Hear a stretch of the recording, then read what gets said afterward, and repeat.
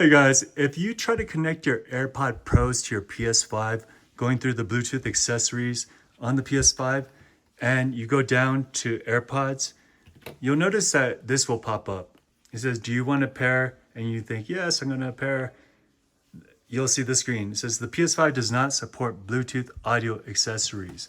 And so what you actually need to connect your AirPods Pros to your PS5 is to get one of these little things.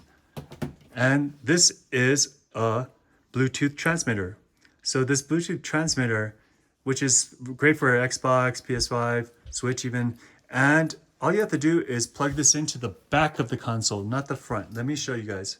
So you'll see the USB. All you have to do is plug these in.